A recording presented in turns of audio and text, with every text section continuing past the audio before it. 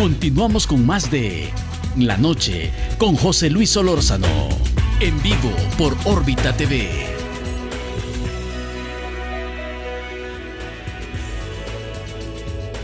Gracias por continuar con nosotros. Pocos minutos para las 9 de la noche. En el estudio, Sergio Peñate, abogado de la República y candidato a la alcaldía de Ayutuxtepeque por el partido oficial FMLN.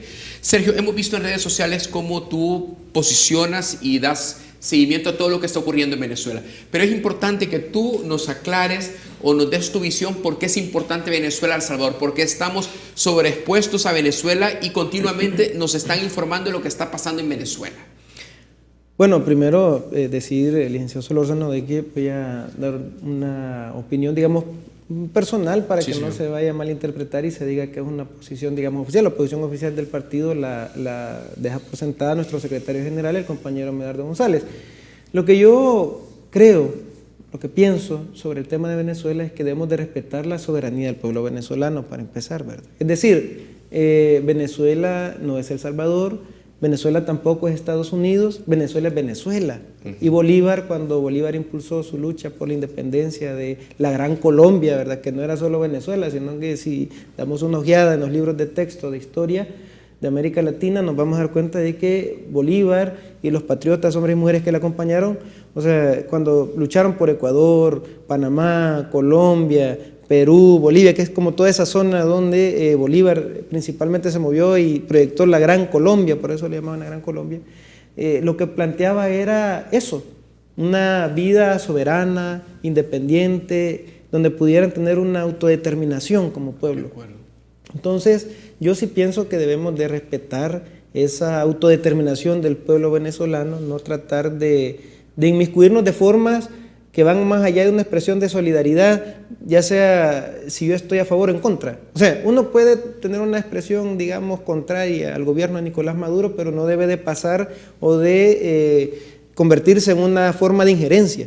Yo puedo tener una expresión de apoyo y de solidaridad con el gobierno de Nicolás Maduro, pero sin pasar a un tema de injerencia, de invadir, digamos, esa dinámica propia del pueblo venezolano.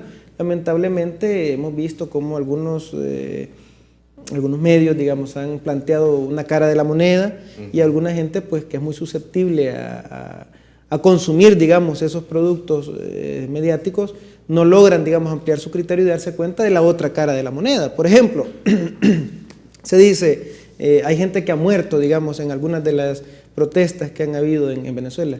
Sí, pero lo que no terminan de contar en la historia es que esta gente precisamente ha fallecido por acciones de la derecha que hace unos piquetes en las calles, que le llaman guarimbas, ¿no? Entonces estas guarimbas de repente ponen cables cruzados, ¿verdad? Que no se logran ver en la noche, por ejemplo, y va alguien en motocicleta, pasa y queda degollado.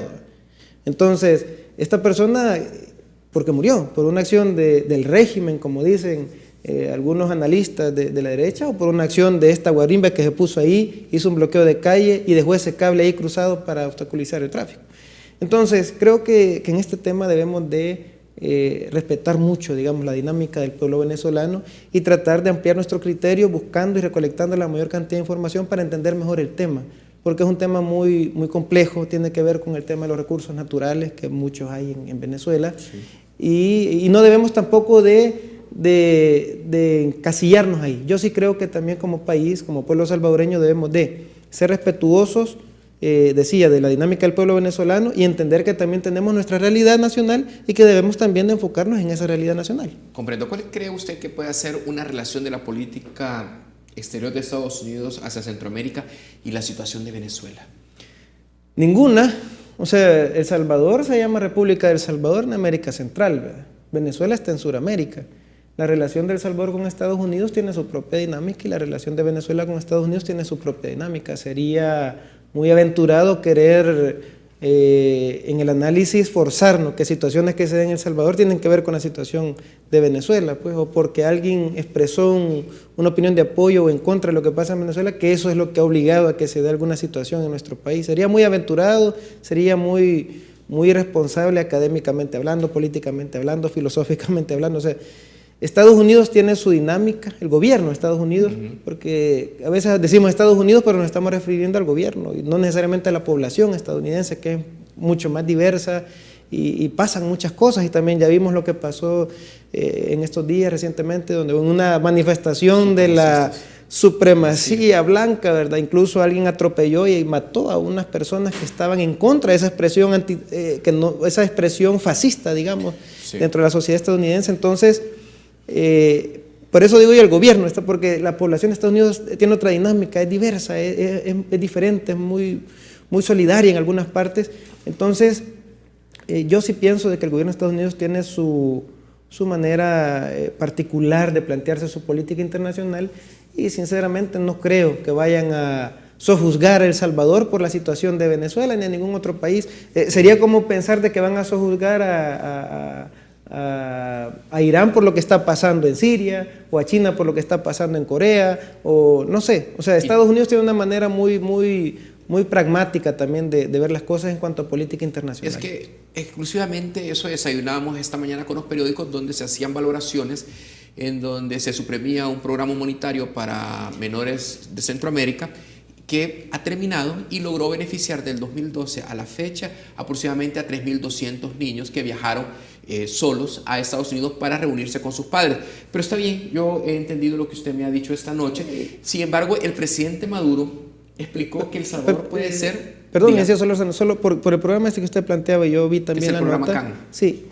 Primero, decir de que no se suprimió exclusivamente para El Salvador, ¿verdad? Porque de repente hay que pensar de que se suprimió este tema solo para la República, sino que tiene que ver con Guatemala, Honduras, El Salvador, el Triángulo Norte, ¿verdad? Y todos sabemos que el gobierno de Honduras pues no es un gobierno amigo del gobierno de Nicolás Maduro, ni tampoco el gobierno de Guatemala, ¿verdad? Entonces, por eso decía yo, no podemos aventurarnos a hacer un análisis muy encuadrado, muy simplista. Porque si nos quedamos solo con lo que vemos de repente en un periódico escrito, nos podemos ver sorprendidos, ¿verdad?, en nuestra buena fe. Si se suprimió el programa para Guatemala y para Honduras, que no tienen nada que ver con la alternativa bolivariana para las Américas, entonces eso nos explica de que esto tiene que ver, decía yo, con un planteamiento muy particular del gobierno de Estados Unidos con su política exterior, y ya vimos que Donald Trump, desde que era candidato, planteó, y esto lo dijo, no tiene nada que ver con Venezuela, él planteó como parte de su propuesta de campaña para esos sectores de la supremacía blanca, esos sectores más recalcitrantes, planteó que iba a sacar a los inmigrantes, y ya sabemos que a México le ha dicho de que va a pagar por el muro, ¿verdad? Entonces, por eso decía, hay que verlo esto con mucha calma. De acuerdo. Ahora, me gustaría también retomar lo que el presidente Maduro exteriorizó, en donde explicaba que El Salvador puede ser sede sobre una reunión de la CELAC para discutir la situación de Venezuela, y en horas recientes el canciller afirma que esa iniciativa aún no es formal, y sería interesante saber cuál es su opinión, porque ella dijo que Venezuela tiene su autodeterminación, hay que dejar que venezolanos pues arreglen sus problemas entre ellos, que dialoguen, como lo dijo el presidente Putin ahora. Sin embargo, el presidente Maduro citó a El Salvador. O sea, no es que citó a El Salvador, sino que la CELAC, que existe un organismo regional, así como lo es el SICA, por ejemplo. Sí. El SICA, el Sistema de Integración Centroamericana, o el CARICOM para los países del Caribe, o UNASUR, claro, o la OEA. Entonces la CELAC es un organismo más amplio, digamos, de integración regional, que de alguna manera se contrapone o trabaja, digamos, al mismo nivel que la OEA, digamos. Entonces, lo que han hecho es llamar a una reunión de la CELAC a iniciativa no solo de Nicolás Maduro, sino de los países que integran la CELAC, porque obviamente tiene que haber una aceptación, digamos, de quienes conforman este organismo regional, y se escogió o se vio en El Salvador la posibilidad de hacer la reunión, pero eso no quiere decir que El Salvador está asumiendo, que El Salvador está determinando la política de Venezuela, o que estamos empeñando nuestra palabra como país, o nuestra voluntad como país o como pueblo, sino que se va a realizar aquí una reunión donde van a venir presidentes y cancilleres, y tienen su dinámica, sus acuerdos, hay normas internacionales que regulan ese tipo de reuniones. O sea, no es algo que debería de asustar a nadie, pues. Ok, ¿por qué usted considera, don Sergio, que la situación de Venezuela es ampliamente mencionada políticamente en nuestro país contra Nicolás Maduro? Lo menciono porque hay dos iniciativas con piezas de correspondencia del tricolor en la Asamblea Legislativa para que El Salvador públicamente ya no siga apoyando ni formalmente a Venezuela. Y sumado a esto está también la otra consideración, en donde algunos senadores, 14 en total, han pedido a El Salvador que por favor se defina sobre la situación que tiene con Venezuela en este apoyo que ha mantenido el presidente Salvador Sánchez Serén de una manera firme y no ha cambiado. A veces yo siento que a nuestro país, a nivel internacional, desde el análisis de la derecha, nuestro país se o sea, parecería que es El Salvador quien dirige, por ejemplo, el Banco Mundial o estos organismos que tenemos un peso, digamos, sobredimensionado. Pues, creo que hay una exageración, pero hay unos planteamientos. Yo pienso de que este tema de que se saque tanto el estribillo de Venezuela es algo así como cuando el compañero Chafik fue candidato a presidente. Sí. En aquel entonces el estribillo no era Venezuela, sino que era Cuba. Cuba aquí, Cuba allá. En Cuba enlatan a los niños y los hacen conserva para comérselos, hacen jabón y champú a los viejitos. En Cuba no hay Biblia. En Cuba Fidel obliga a todos a andar con la misma barba. No sé, en Cuba toda la gente anda verde olivo y eso va a pasar en El Salvador. O le decían a la gente, miren lo que pasó en Nicaragua, que los sandinistas le quitaron a la gente esto y lo otro. Entonces eran esos los estribillos. Y hoy pues se ha puesto de moda el tema de Venezuela. Así que por eso creo que sale tanto. Y obviamente en el juego hay un movimiento Libertad que continuamente, todas las semanas, está haciendo una referencia a Venezuela. Incluso el día de mañana ha convocado una concentración en Santa Elena, aquí por el redondel de PriceMart, en atención a que nuestro país condene a Nicolás Maduro y que cese la dictadura, según lo que ha mencionado el doctor Fortín. Mire, una dictadura tan curiosa que hay elecciones a cada rato y que incluso Chávez perdió una elección pues para un referéndum. Entonces una dictadura muy curiosa. Pero bueno, el tema es que este es un juego electoral de la derecha en nuestro país que está apostando, y yo pienso que se les ha terminado la creatividad y tal como en Ayutuxtepeque, ¿no? Por ejemplo, que hemos hecho nosotros un planteamiento de futuro, un planteamiento en Ayutuxtepeque mejor, ¿no? Ante esa falta de creatividad, esa falta de propuestas. Entonces, así como en Ayutux, digamos, nos encontramos con una situación, con un terreno fértil para plantearle a la gente propuestas creativas, innovadoras, posibles, que se pueden palpar y que pueden ser una posibilidad real de desarrollar el municipio, y de repente la derecha no logra trascender de lo normal y cotidiano. Pues a nivel nacional creo que es un poco similar, ¿no? La derecha no ha logrado innovar, no ha logrado trascender de su discurso añejo, que ya nos conocemos, de asustar a la gente. Entonces hoy el tema es ese, Venezuela, y lo van a estar sacando de aquí hasta el 2018, en el sentido de que al no poder hacer propuestas, al no poder negar, digamos, la historia que tienen de malversación de fondos, de un montón de temas polémicos que la gente conoce y que de repente no le gusta debatirlos, entonces lo más fácil es empezar a crear sustos para irselos planteando a la gente y entonces llevar por ahí el debate y con eso tratar de jalar agua a su molino del voto tradicional de ellos. De repente tienen problemas internos y los hemos visto, entonces sacan estos temas como para tratar de reconfortarse internamente, reagruparse en torno a ese tema que ni siquiera es un tema que tiene que ver con El Salvador. Importante, don Sergio. Le quiero agradecer la oportunidad que me ha brindado primero de saber que Ayutuxtepeque tiene un candidato como usted que va buscando la alcaldía bajo la bandera del FMLN en las elecciones del 2018. Y cómo usted quiere ver ese Ayutuxtepeque productivo, integrado y sobre todo seguro para la población que ahora pues lleva acumulado 2 periodos con la administración del Partido Tricolor.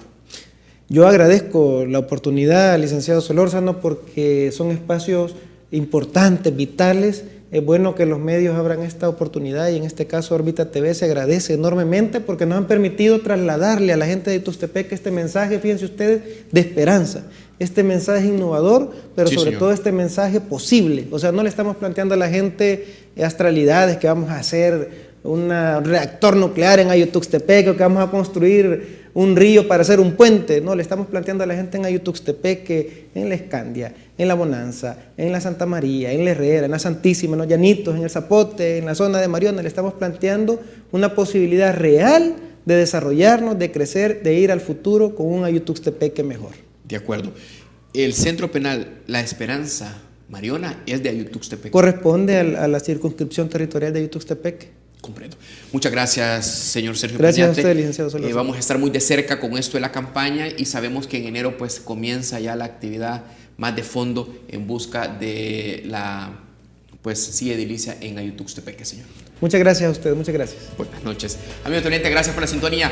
Mañana es jueves de debate. Estamos con el señor Walter Araujo y también con el escritor Giovanni Galeas analizando los hechos más trascendentales de esa semana, en donde la Fiscalía General de la República está siempre en la mirilla en torno al trabajo que desarrolla y particularmente cómo ha desarticulado esta banda de corrupción que filtraba información en algunos casos judiciales en torno incluso del expresidente Saca y ahora fueron presentados ante los tribunales.